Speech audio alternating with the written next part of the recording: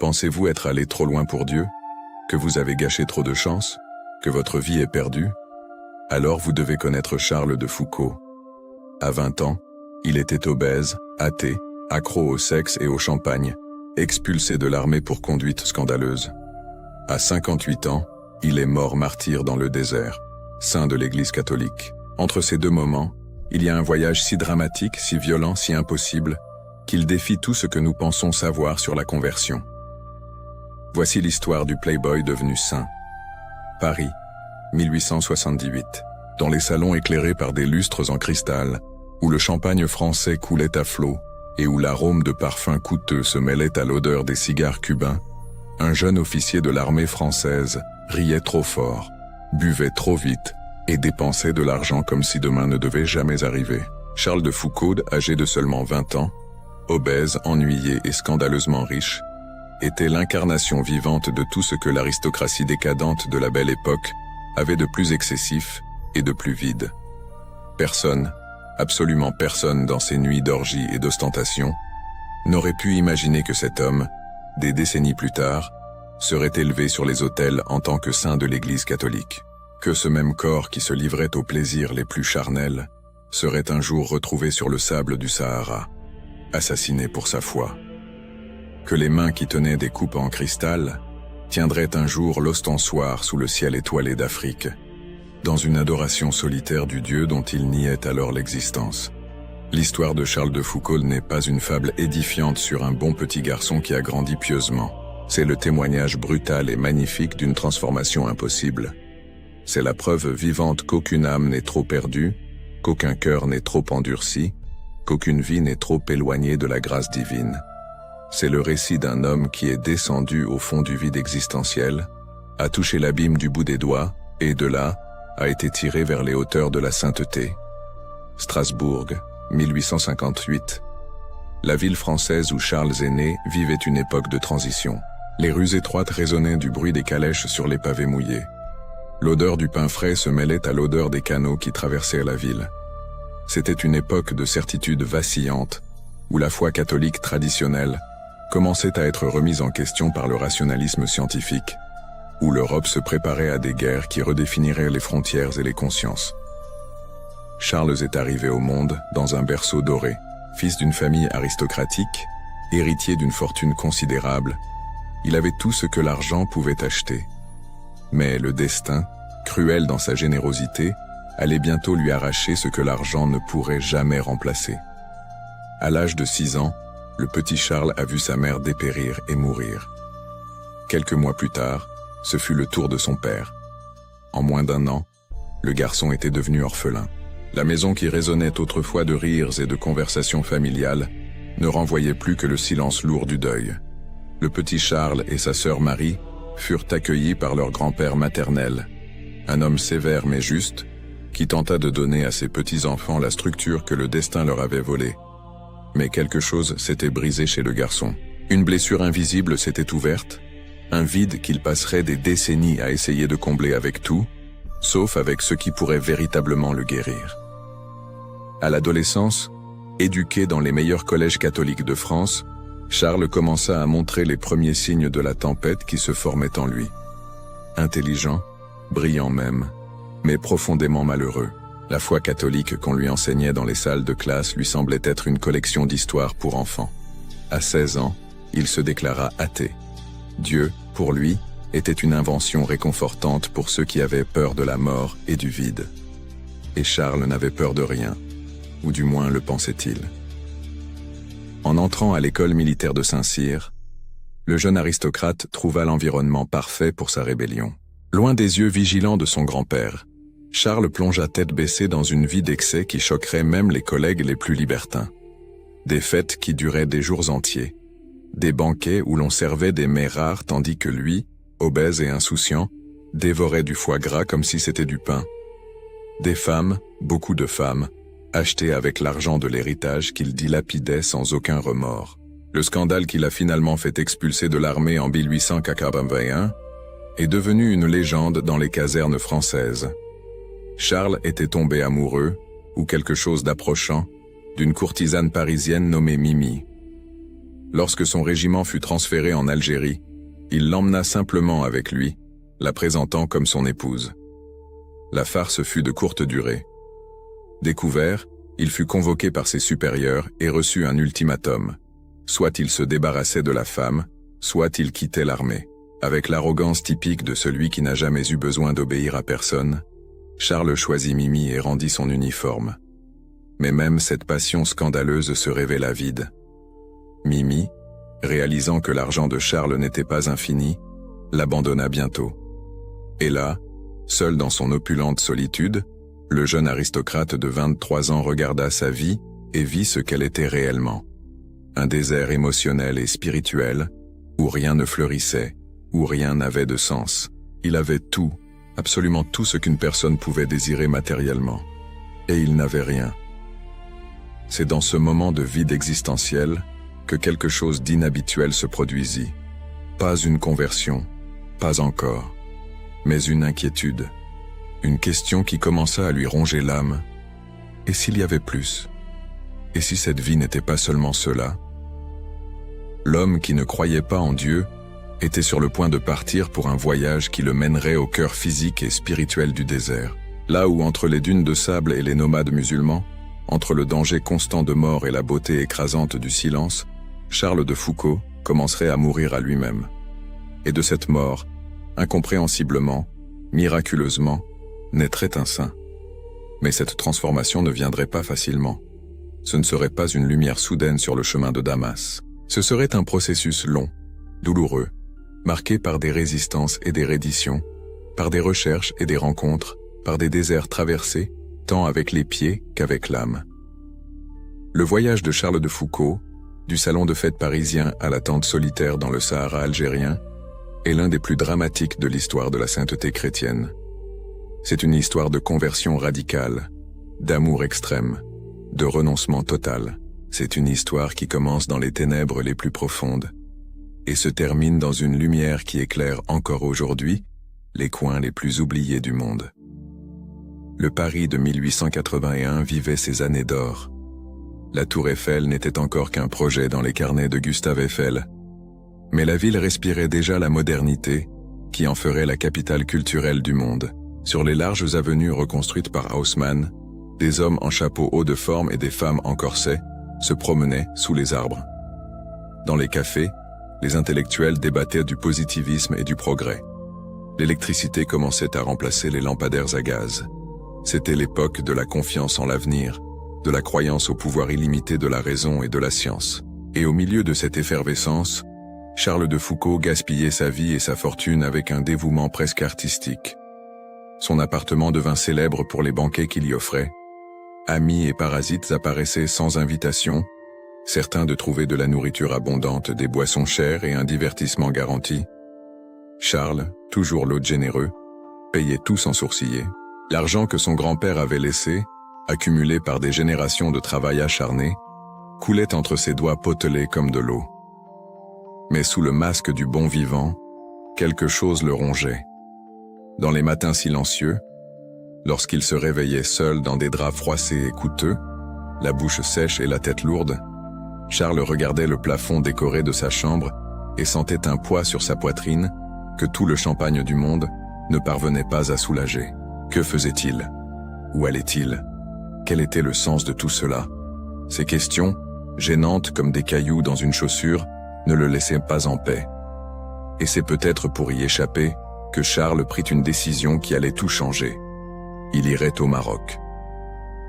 Le Maroc de 1883 était un territoire pratiquement interdit aux Européens. Le sultan gardait ses frontières fermées. Les chrétiens qui s'y aventuraient risquaient leur vie. C'était le genre de défi qui attirait les explorateurs audacieux. Et Charles, ennuyé par sa vie vide, y vit la chance de quelque chose de différent. Pas une conversion spirituelle, pas encore, mais une aventure qui lui donnerait un but. Avec une planification méticuleuse, Charles se déguisa en rabbin juif. Les juifs avaient plus de liberté de mouvement au Maroc que les chrétiens. Il laissa pousser sa barbe, apprit l'hébreu de base, mémorisa des prières juives. Il engagea un guide nommé Mardoché, un véritable rabbin qui accepta de l'accompagner dans cette farce dangereuse. La traversée commença en juin 1883. La chaleur était suffocante. Charles, habitué au salon frais de Paris, sentit le soleil africain lui brûler la peau à travers ses vêtements. L'odeur du désert était différente de tout ce qu'il connaissait. Sèche, minérale, ancienne. Ils voyagèrent à dos de mule, traversant des plaines caillouteuses où seuls des buissons épineux osaient pousser. Ils passèrent par des villages aux maisons de terre, où des enfants aux yeux immenses les observaient avec curiosité. Chaque jour, le risque augmentait. Si l'on découvrait que Charles était chrétien, il pourrait être tué. La nuit, allongé sous les étoiles qui brillaient avec une intensité inconnue dans l'Europe brumeuse, il feignait de faire les prières juives tandis que Mardochée l'observait, toujours inquiet que le déguisement ne soit découvert. Mais quelque chose d'inattendu commença à se produire. Dans les villages où il s'arrêtait, Charles voyait des musulmans interrompre leurs activités 5 fois par jour pour prier. Il vit des hommes s'arrêter au milieu du travail, dérouler leurs tapis et se prosterner en direction de la Mecque. Il vit des vieillards à la barbe blanche s'agenouiller sur le sable brûlant, embrassant le sol dans une soumission totale à Allah. Cela le troublait profondément. Ces hommes, dont beaucoup étaient pauvres et analphabètes, avaient quelque chose que lui, avec toute son éducation et sa richesse, ne possédait pas: la foi. Une foi absolue, inébranlable. Ils croyaient avec chaque fibre de leur être. Et Charles, l'athée sophistiqué, l'aristocrate sceptique, commença à ressentir quelque chose d'étrange.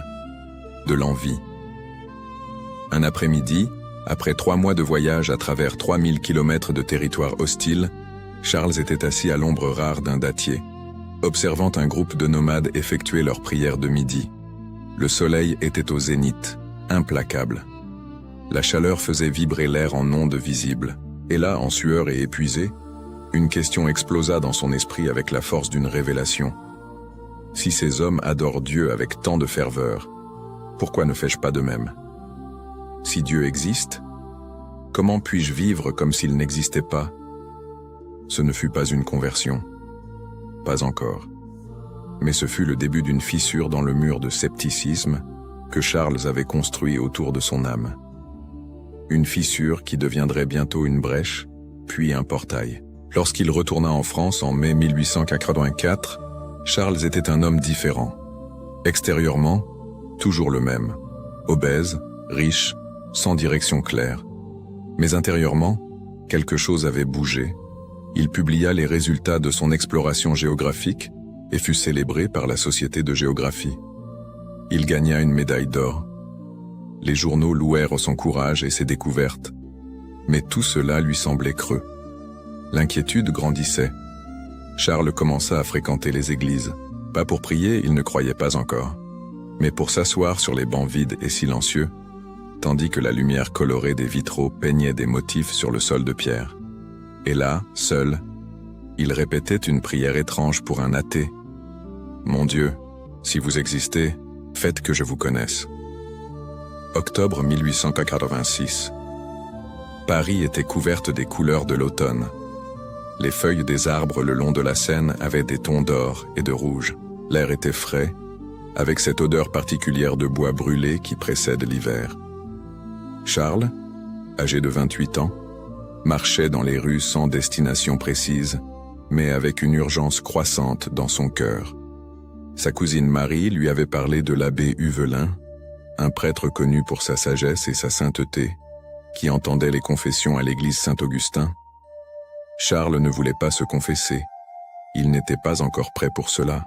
Il voulait seulement parler, poser des questions, peut-être trouver quelques réponses à la confusion qui s'emparait de son âme. Il entra dans l'église par un matin froid d'octobre. L'intérieur était dans la pénombre, éclairé seulement par les bougies qui tremblotaient devant les images des saints. L'odeur de l'encens flottait dans l'air. Ses pas résonnaient sur le marbre froid tandis qu'il cherchait le confessionnal de l'abbé Huvelin. Il trouva le prêtre et commença à parler. Il expliqua sa situation. Il ne croyait pas mais voulait croire. Il avait des questions, des doutes, des incertitudes. Il avait besoin d'orientation intellectuelle, d'arguments philosophiques, de preuves. L'abbé Huvelin l'interrompit. « Il regarda profondément dans les yeux de Charles avec ce regard qui semblait voir au-delà de la surface, au-delà des mots, droit dans l'âme blessée et affamée qui se cachait sous la façade de scepticisme. Et alors il dit, d'une voix ferme et douce à la fois, « Mettez-vous à genoux et confessez vos péchés. » Charles hésita. Ce n'était pas pour cela qu'il était venu. Il n'était pas préparé. Mais quelque chose dans la voix du prêtre, quelque chose dans l'autorité tranquille de cet homme saint, brisa sa résistance. Il s'agenouilla, et alors les mots commencèrent à sortir. Des années de péché, de vie gâchée, d'orgueil, de sensualité et d'égoïsme. Tout sortit dans un flot confus et douloureux. Charles pleura. Il pleura comme il n'avait pas pleuré depuis l'enfance. Il pleura ses parents morts, son enfance volée, sa jeunesse gaspillée, le vide immense qu'avait été sa vie jusque-là. Lorsqu'il se releva, absous, Charles de Foucauld était un autre homme. Le vieux Charles était mort dans ce confessionnal. Il dirait plus tard, « Aussitôt que je crus qu'il y avait un Dieu, je compris que je ne pouvais faire autrement que de ne vivre que pour lui. » La conversion fut totale, radicale, absolue. Il n'y eut pas de demi-mesure, pas de gradualisme. Charles, qui n'avait jamais rien fait à moitié, se lança dans la vie spirituelle avec la même intensité destructrice avec laquelle il s'était lancé auparavant dans les plaisirs charnels. Là où il y avait auparavant excès de sensualité, il y avait maintenant excès de mortification. Là où il y avait abondance, il y avait maintenant jeûne. Le pendule avait complètement oscillé de l'autre côté. Charles commença à donner sa fortune, pas graduellement, pas avec une planification prudente, mais avec une urgence presque désespérée. Il donna de l'argent aux pauvres, aux œuvres de charité, aux congrégations religieuses. Il voulait se débarrasser de tout ce qui l'attachait au monde. Il voulait être pauvre comme Jésus a été pauvre. Mais être pauvre ne suffisait pas. Il voulait plus. Il voulait vivre comme Jésus a vécu à Nazareth, dans la vie cachée avant le ministère public. Il voulait être le plus petit des plus petits, le dernier des derniers. Et c'est ainsi qu'en 1890, il entra dans l'ordre des trappistes, moines au silence perpétuel connus pour leur austérité extrême. Le monastère trappiste de Notre-Dame-des-Neiges, en France, accueillit l'ex-aristocrate qui arriva en demandant à être accepté comme frère laid et non comme prêtre. Charles voulait travailler de ses mains, faire les tâches les plus humbles, rester inconnu. Pendant des mois, il travailla à la cuisine, nettoya les latrines, porta des pierres. Il se levait à 2 heures du matin pour les prières, passait la journée en travail manuel et silence, dormait sur un lit dur avec seulement quelques heures de sommeil. Mais même cela ne lui suffisait pas. Il demanda à être transféré dans la maison la plus pauvre de l'ordre et fut envoyé à Akbès, en Syrie. Là, dans un monastère misérable au bord du désert, où les moines survivaient avec le minimum, Charles pensa finalement avoir trouvé ce qu'il cherchait.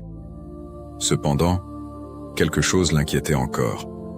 Même là, dans la pauvreté monastique, il y avait une certaine structure, une certaine sécurité.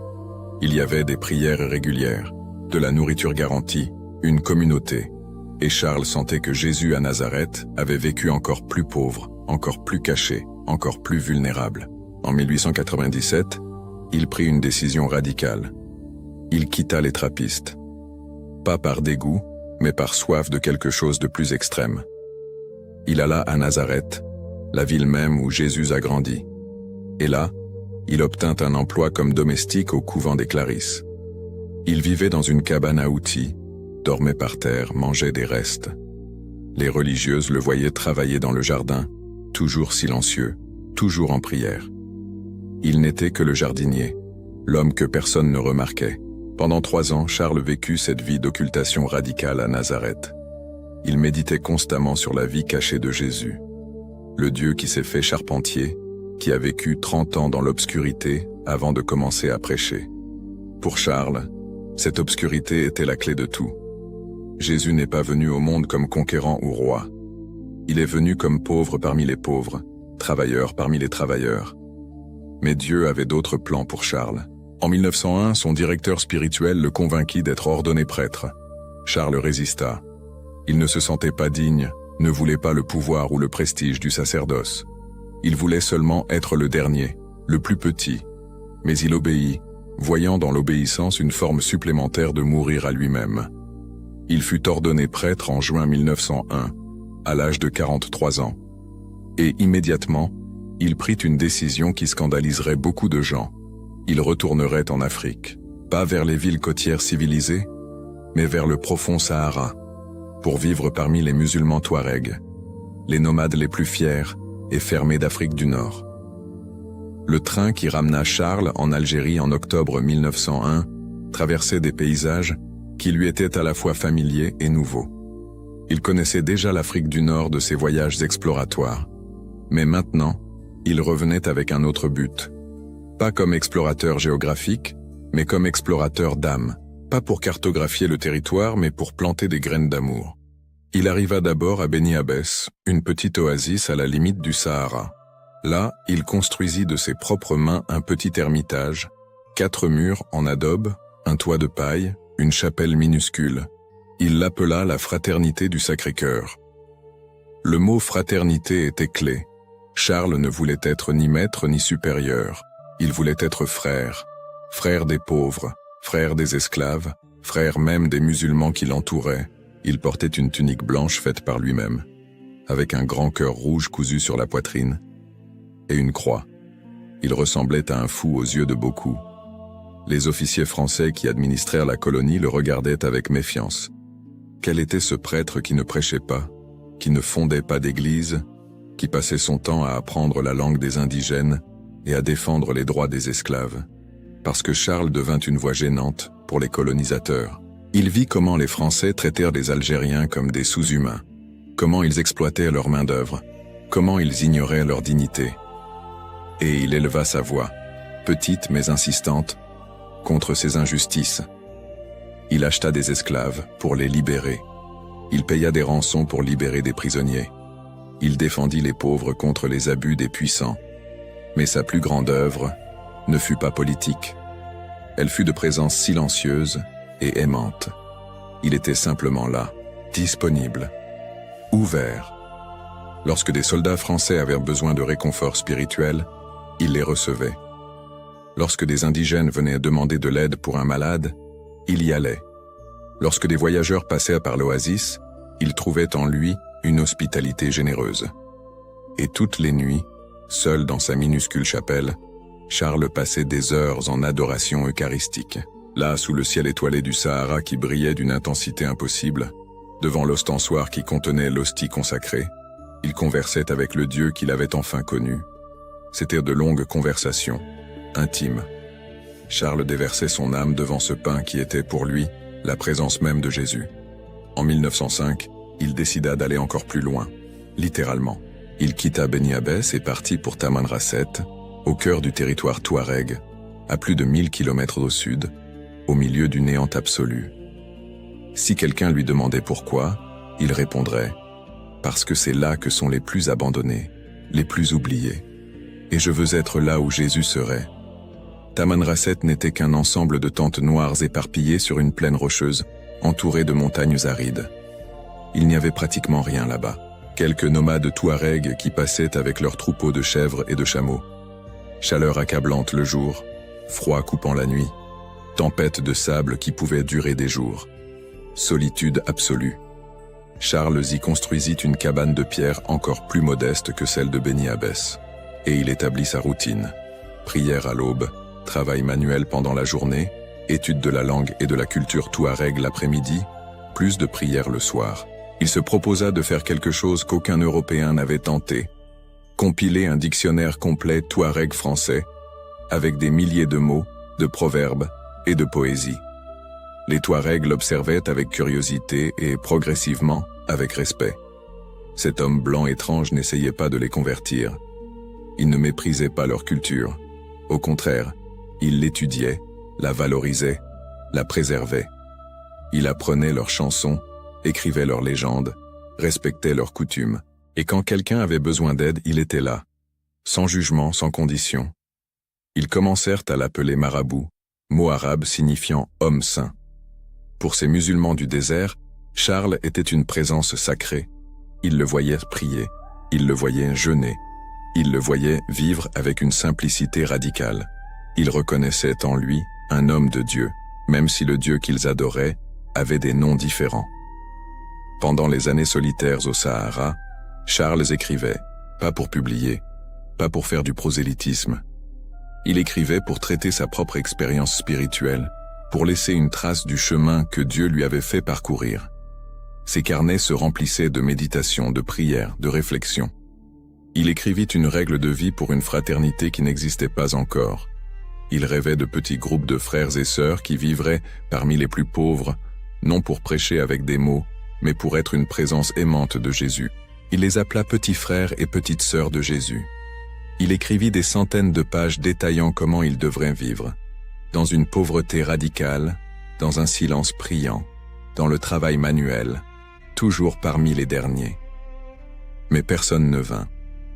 Pendant 15 ans dans le désert, Charles attendit des compagnons qui n'arrivèrent jamais. Il écrivit des lettres à des amis en France, les invitant à le rejoindre. Certains promirent de venir, mais ne vinrent jamais. Charles resta seul. Le fondateur sans fraternité, le frère sans frère. Il y avait des moments de découragement. Il écrivit dans une lettre « Est-ce que j'ai passé ma vie dans le désert en vain? Je n'ai pas converti un seul Touareg. Je n'ai pas un seul disciple. Que laisserai-je quand je mourrai ?» Mais il continuait. Il se levait chaque aube. Il priait ses heures. Il travaillait à son dictionnaire. Il recevait ceux qui apparaissaient. Il célébrait la messe seul, avec seulement le vent du désert comme témoin. Il restait fidèle, jour après jour, année après année, dans l'obscurité complète. Ses écrits révèlent un homme profondément amoureux de Jésus. Chaque page ruisselle d'amour. Crier l'Évangile par toute sa vie, écrivit-il. Pas nécessairement avec des mots, mais avec le témoignage de la vie. Être si bon, si aimant, que les gens voient un Jésus en nous et s'interrogent sur lui. Il développa une spiritualité unique. L'imitation de Jésus de Nazareth, le Jésus caché, pauvre, travailleur. Pour Charles, la sainteté n'était pas dans les grands exploits ou les miracles spectaculaires. Elle était dans le fait de vivre comme Jésus a vécu pendant 30 ans à Nazareth, dans le silence, dans le travail, dans l'amour discret. 1914. La Première Guerre mondiale explosa en Europe. Les nouvelles mettaient des semaines à arriver à Tamanrasset, apportées par des caravanes sporadiques. Charles, isolé dans le désert, suivait avec angoisse les récits de carnage. La France contre l'Allemagne, des millions d'hommes mourant dans les tranchées. Le monde semblait être devenu fou. Mais la guerre allait l'atteindre de manière inattendue. En Algérie, des groupes de sectes islamiques radicales, en particulier les Sénoussis, virent dans la guerre européenne une opportunité. Avec les Français occupés à se battre en Europe, ils pourraient peut-être les expulser d'Afrique du Nord.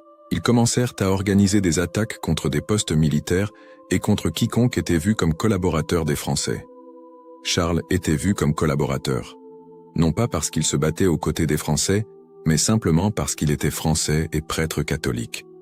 Et aussi parce qu'il avait aidé à construire un petit fort à Tamanrasset, un bordj, où il gardait des provisions et où il pourrait se réfugier en cas d'attaque.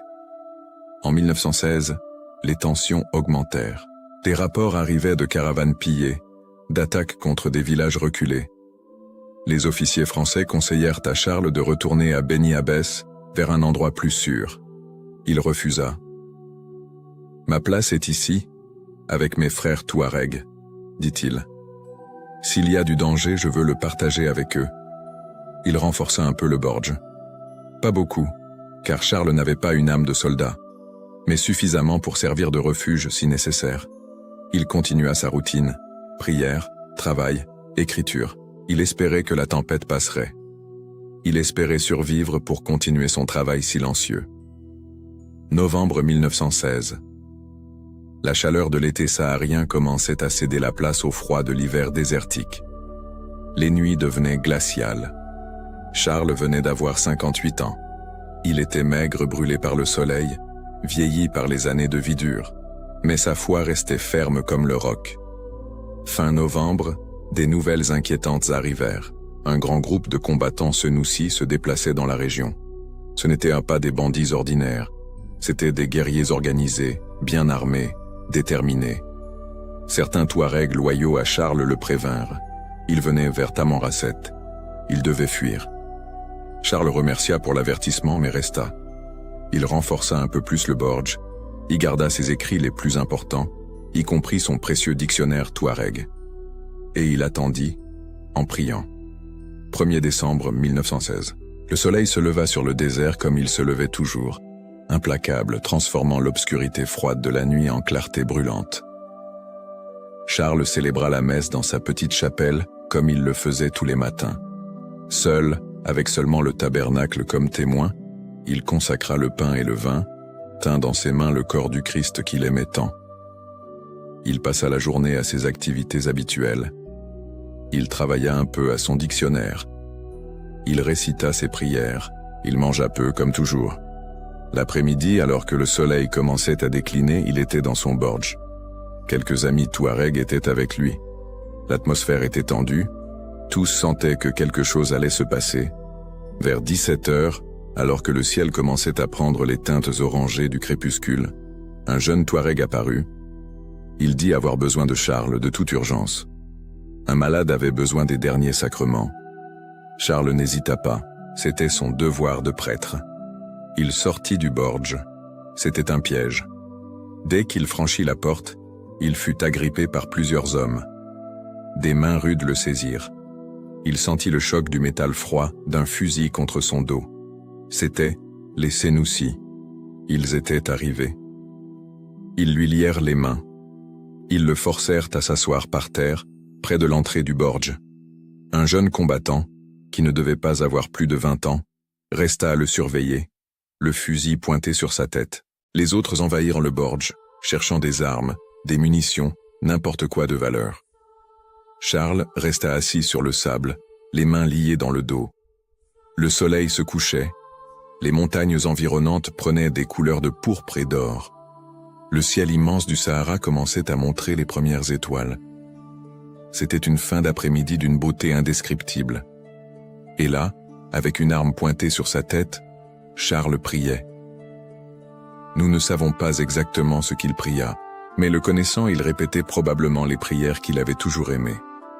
Peut-être le Notre Père. Peut-être des Je vous salue Marie.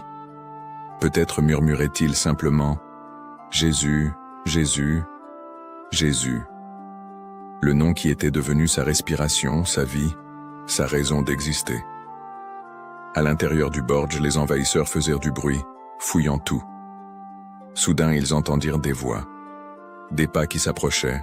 C'était un groupe de soldats français et Touaregs alliés qui venaient vérifier si tout allait bien. Les Sénoussi paniquèrent. Le jeune qui surveillait Charles était nerveux. Il avait le doigt sur la gâchette. Lorsqu'il entendit les cris d'alarme de ses compagnons, lorsqu'il réalisa qu'ils étaient découverts, il réagit par instinct, ou par peur, ou par haine. Nous ne le saurons jamais avec certitude. Le coup de feu résonna dans le silence du désert. La balle entra par la tempe de Charles. Elle traversa son crâne. Il tomba sur le sable, mort instantanément. Il n'y eut pas le temps pour de dernières paroles. Il n'y eut pas d'agonie prolongée. Un instant, il était vivant, priant. L'instant suivant, il était devant le Dieu qu'il avait passé 15 ans à adorer dans le silence du Sahara. Les attaquants s'enfuirent en panique. Les soldats français arrivèrent quelques minutes plus tard. Ils trouvèrent le corps de Charles étendu sur le sable. Le sang formait une petite flaque sombre autour de sa tête. Près de lui, jeté à terre, se trouvait l'ostensoir avec l'hostie consacrée que les envahisseurs avaient arrachée de la chapelle. L'Eucharistie que Charles aimait tant était là, dans la poussière, à côté de son corps sans vie. La nuit tomba sur Tamanrasset. Les étoiles brillèrent de leur clarté immense et indifférente. Et dans le silence absolu du désert, Charles de Foucauld commença son dernier voyage. Le voyage vers la maison. Ils enterrèrent Charles le lendemain dans un petit cimetière à Tamanrasset. Ce furent des funérailles simples. Quelques soldats français, quelques Touaregs qui le connaissaient. Pas de pompe, pas de foule. Exactement comme il l'aurait voulu. L'homme qui avait cherché à être le dernier fut enterré comme le dernier. Dans les mois et les années qui suivirent, Il sembla que la vie de Charles avait été un échec complet. 15 ans dans le désert, et il n'avait pas converti un seul Touareg. Il avait écrit une règle pour des fraternités qui n'avaient jamais existé. Il était mort seul, assassiné, sans disciples, sans œuvre visible. Mais Dieu écrit droit avec des lignes courbes. Et l'histoire de Charles ne faisait que commencer. Ses écrits furent retrouvés et envoyés en France. Peu à peu, ils commencèrent à être lus. Et ils touchèrent des cœurs. Ses méditations sur la vie cachée de Jésus, sur la pauvreté radicale, sur le fait de vivre parmi les derniers, commencèrent à circuler parmi des personnes assoiffées d'authenticité spirituelle. En 1933, 17 ans après sa mort, 5 hommes se réunirent dans le désert algérien. Ils avaient lu les écrits de Charles et voulaient vivre selon sa spiritualité. Ils fondèrent la fraternité dont Charles avait rêvé mais qu'il n'avait jamais vue, les petits frères de Jésus. Ils revêtirent des tuniques simples et allèrent vivre parmi les pauvres. Peu après, surgirent les petites sœurs de Jésus. Puis vinrent d'autres ramifications. Les petites sœurs du Sacré-Cœur, les petits frères de l'Évangile. Des centaines, puis des milliers d'hommes et de femmes embrassèrent la spiritualité de Charles. Et ils allèrent dans les endroits les plus oubliés du monde. Les favelas de Rio de Janeiro, les usines en Chine, les camps de réfugiés en Afrique, les villages indigènes en Amazonie, les quartiers d'immigrés à Paris. Partout où il y avait les derniers, les oubliés, les abandonnés, là allèrent les enfants spirituels de Charles. Ils ne prêchaient pas de sermons grandioses. Ils ne fondaient pas d'hôpitaux ou d'écoles, bien qu'ils aidaient quand ils le pouvaient. Ils vivaient simplement là. Ils faisaient des travaux ordinaires. Ils partageaient la vie des pauvres. Et ils priaient. Leur présence silencieuse et aimante était l'évangile incarné. Le grain de blé qui meurt donne beaucoup de fruits. Charles était mort seul, mais sa mort avait engendré une vie multipliée. Sa défaite apparente était devenue victoire. Son échec s'était révélé fécondité. La réputation de sainteté de Charles grandit lentement mais constamment. Des gens commencèrent à demander son intercession. Des récits de grâce attribués à lui commencèrent à surgir. Ce n'étaient pas des miracles spectaculaires du type traditionnel. Charles n'a jamais été un homme de spectacle. C'étaient des grâces discrètes, des conversions silencieuses, des guérisons inattendues, des forces reçues dans des moments de difficulté. En 1939, seulement 23 ans après sa mort, le processus de béatification commença. L'Église enquêtait pour savoir si cet homme étrange, qui avait vécu de manière si radicale, méritait d'être proposé comme modèle de sainteté. Des témoins furent entendus. Les Touaregs qu'il avait reconnus témoignèrent de sa bonté, de son respect, de sa générosité. Des soldats français racontèrent son courage moral, sa défense des faibles. Les écrits furent scrutés par des théologiens qui reconnurent en eux une profondeur spirituelle authentique. Le processus avança lentement. L'Église est prudente, surtout avec des figures qui ont vécu de manière non conventionnelle. Mais les preuves étaient claires. Charles avait vécu héroïquement les vertus chrétiennes. Sa vie avait été une réponse totale à l'appel de Dieu. Le 13 novembre 2005, le pape Benoît XVI béatifia Charles de Foucauld. Sur la grande place devant Saint-Pierre, devant des milliers de pèlerins, le pape déclara que cet homme qui avait cherché à être le dernier était maintenant élevé sur les autels comme bienheureux, une étape avant la sainteté pleine. Et finalement, le 15 mai 2022, le pape François canonisa Charles de Foucauld. Dans un monde fragmenté par des guerres, des inégalités et des haines religieuses, François proposa Charles comme modèle. L'homme qui a vécu parmi les musulmans sans prosélytisme agressif, qui a respecté une autre culture sans renoncer à sa propre foi, qui a aimé les derniers sans paternalisme. Saint Charles de Foucauld, le playboy devenu saint, l'athée devenu mystique, l'explorateur qui a trouvé Dieu dans le désert. Sa vie est un témoignage radical que personne n'est trop loin de la grâce, qu'aucune conversion n'est impossible, qu'aucun cœur n'est trop dur pour être transformé. Aujourd'hui, plus de 100 ans après sa mort, la présence de Charles reste vivante. Ses fraternités se sont répandues sur les 5 continents. Ses écrits sont lus dans des dizaines de langues. Les pèlerins visitent Taman Rasset, où sa tombe simple est devenue un lieu de prière silencieuse. Mais le véritable héritage de Charles, n'est pas dans les monuments ou les statistiques. Il est dans chaque personne qui, inspirée par sa vie, décide d'aller à la rencontre des derniers. Dans chacun qui choisit la vie simple, au lieu de l'accumulation. Dans chaque cœur qui s'ouvre pour voir le Christ dans les pauvres. La spiritualité de Charles est radicale mais accessible. Elle n'exige pas d'exploits héroïques impossibles. Elle demande seulement que chacun, à sa place, vive l'Évangile avec authenticité. Qu'il soit une présence aimante là où il est. Qu'il ne méprise pas les petits. Qu'il cherche non pas le pouvoir, mais le service. Son message résonne particulièrement aujourd'hui, à une époque de recherche d'authenticité, de fatigue face aux institutions vides, de soif de spiritualité authentique. Charles montre qu'il est possible de vivre une foi profonde sans fanatisme, une radicalité sans violence, un amour universel sans perdre ses racines. Du salon de fête parisien au sable du Sahara, du champagne au jeûne, de la sensualité à la chasteté, de l'incrédulité à la foi ardente, de la recherche du plaisir à la recherche de Dieu. La trajectoire de Charles de Foucault est l'une des conversions les plus dramatiques de l'histoire chrétienne. Il a prouvé que le plus grand miracle n'est pas de multiplier les pains ou de guérir les lépreux. Le plus grand miracle est la transformation d'un cœur. Un cœur de pierre qui devient un cœur de chair. Un cœur fermé qui s'ouvre. Un cœur vide qui se remplit de l'amour de Dieu. Et il a aussi prouvé que Dieu a une patience infinie avec ses enfants. Il a attendu que Charles gaspille sa jeunesse. Il a attendu qu'il parcourt des chemins tortueux. Et quand Charles a finalement dit oui, quand il s'est finalement rendu, Dieu l'a conduit par des chemins qu'il n'avait jamais imaginés. Du désert géographique du Maroc au désert spirituel du scepticisme, et enfin au désert fécond du Sahara, où une vie apparemment ratée est devenue semence de sainteté pour des milliers. Saint Charles de Foucault est mort à 58 ans, assassiné, seul, sans gloire humaine. Mais sa vie continue de parler. Elle continue de défier. Elle continue d'inspirer.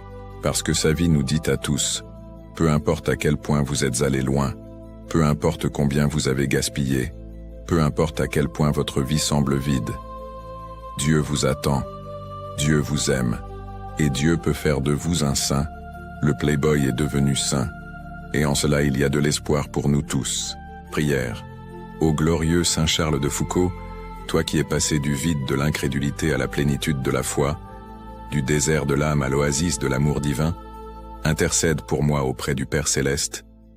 Toi qui as connu les ténèbres du péché et la lumière radieuse de la conversion, obtiens-moi la grâce de ne jamais désespérer de la miséricorde de Dieu, aussi loin que je sois allé, aussi perdu que je me sente. Enseigne-moi à chercher Jésus dans la vie cachée et simple, à le trouver chez les derniers et les oublier, à l'adorer présent dans l'Eucharistie, avec la même ferveur avec laquelle tu l'adorais dans les nuits silencieuses du Sahara. Toi qui as renoncé aux richesses du monde pour embrasser la pauvreté du Christ, aide-moi à me détacher de tout ce qui m'éloigne de Dieu et à vivre avec une simplicité évangélique. Toi qui as vécu comme frère universel parmi les musulmans du désert, enseignant par l'exemple et non par les paroles, donne-moi la grâce d'être un témoin authentique de l'amour du Christ où que je sois, en respectant la dignité de chaque personne que je rencontre. Saint Charles, homme d'extrême transformé par la grâce, intercède pour tous ceux qui se sentent éloignés de Dieu, pour ceux qui luttent contre les vices et les péchés, pour ceux qui cherchent un sens dans une vie vide. Obtiens-moi un cœur de chair à la place de mon cœur de pierre, afin que je puisse aimer comme le Christ a aimé, et vivre seulement pour lui, comme tu as vécu. Amen. Ma prière. Père bien-aimé, le cœur humble et reconnaissant, nous nous plaçons en ta présence pour te remercier de l'appel à être des semeurs de ta parole à travers les vies de tes saints. Nous te remercions pour cette chaîne, que tu as permis de devenir un pont de foi, reliant les cœurs à ton infinie miséricorde dans un monde qui cherche tant un refuge. Que chaque biographie sacrée que nous partageons soit un baume pour les âmes fatiguées et un miroir des vertus qui nous rapprochent de toi. Que le témoignage de tes serviteurs et servantes inspire chaque auditeur à chercher une vie de plus grande sainteté, de courage et d'amour du prochain. Nous reconnaissons que nous ne faisons rien par nous-mêmes. Tu es la source de toute inspiration et la force derrière chaque parole. Nous te remercions de nous utiliser comme tes simples instruments pour raconter les merveilles que tu as opérées dans la vie de ceux qui t'ont aimé par-dessus tout. Que cette œuvre continue de renforcer la communion entre nous, transformant cet espace numérique en une véritable famille spirituelle, unie par le même amour du Christ et par le désir de suivre ses pas. Nous te consacrons, Seigneur, nos voix, nos esprits et nos cœurs. Que tout ce que nous faisons ici serve à ta plus grande honneur et gloire, et au salut des âmes. Que ta bénédiction descende sur tous ceux qui accompagnent et soutiennent ce travail, aujourd'hui et toujours. Au nom de Jésus-Christ, ton Fils et notre Seigneur. Amen. L'histoire de Saint Charles de Foucault se termine ici, mais son message résonnera à jamais dans les cœurs de tous ceux qui se sentent perdus, vides ou éloignés de Dieu. Cet homme qui est passé de la débauche totale à la sainteté suprême prouve une vérité puissante et libératrice. Il n'existe pas de péché trop grand, il n'existe pas de distance trop longue, il n'existe pas de cœur trop endurci que la grâce de Dieu ne puisse atteindre et transformer. Charles a gaspillé sa jeunesse dans les fêtes, l'ivresse et les plaisirs charnels. Il a dépensé des fortunes en orgies. Il a été expulsé de l'armée pour conduite scandaleuse. Il s'est déclaré athée et a vécu comme si Dieu n'existait pas. À 20 ans, il était l'incarnation de l'homme perdu, plongé dans un abîme de vide existentiel que tout le luxe du monde ne parvenait pas à combler. Si quelqu'un semblait condamné à l'échec spirituel, c'était bien lui. Mais Dieu ne renonce jamais à ses enfants. Et quand Charles a finalement ouvert une brèche dans son cœur endurci, quand il a murmuré cette prière angoissée demandant à connaître Dieu, la grâce divine a envahi sa vie comme une avalanche imparable. La conversion fut radicale, totale, absolue. Il n'y eut pas de demi-mesure. L'homme qui vivait pour les plaisirs passa à ne vivre que pour Dieu. Celui qui cherchait l'abondance embrassa le jeûne. Celui qui méprisait les pauvres devint le frère des derniers. La transformation de Charles ne fut pas seulement intérieure et privée, il mena sa conversion jusqu'aux dernières conséquences. Il laissa tout derrière lui et partit pour le désert, littéralement et spirituellement. Il alla vivre dans l'endroit le plus oublié qu'il put trouver, parmi les nomades touaregs du Sahara, non pour les convertir par des prédications agressives, mais pour être une présence silencieuse et aimante du Christ. Il passa 15 ans dans la solitude absolue du désert, priant, travaillant, étudiant la langue et la culture de ceux qui l'entouraient, les respectant profondément même s'ils étaient musulmans. Il mourut seul, assassiné, sans gloire humaine, sans avoir converti un seul Touareg, sans avoir vu naître les fraternités qu'il avait rêvé de fonder. Humainement parlant, sa vie fut un échec complet, mais aux yeux de Dieu, ce fut un succès absolu, parce que Charles a appris la leçon la plus difficile de toutes. Nous ne sommes pas appelés à avoir un succès visible, nous sommes appelés à être fidèles. Nous ne sommes pas appelés à des résultats spectaculaires, nous sommes appelés à aimer jusqu'au bout. Et le grain de blé qui est mort seul sur le sable du Sahara a donné un fruit multiplié. Ses écrits ont inspiré des milliers de personnes. Ses fraternités se sont répandues dans le monde entier. Sa spiritualité de vivre parmi les derniers, d'être un frère universel, de trouver Jésus dans la vie cachée et simple, continue de transformer des vies plus de 100 ans après sa mort. Saint Charles de Foucault nous enseigne des vérités urgentes pour notre temps. Il enseigne que la sainteté n'est pas pour quelques privilégiés, mais pour tous, y compris pour ceux qui se sentent les plus éloignés et indignes. Il enseigne qu'il n'est jamais trop tard pour recommencer, jamais trop tard pour dire oui à Dieu. Il enseigne que le plus grand miracle n'est pas de multiplier les pains ou de ressusciter les morts, mais la transformation d'un cœur de pierre en cœur de chair. Il enseigne aussi que nous pouvons vivre notre foi avec radicalité sans fanatisme, avec profondeur sans arrogance, avec un amour universel sans perdre notre identité.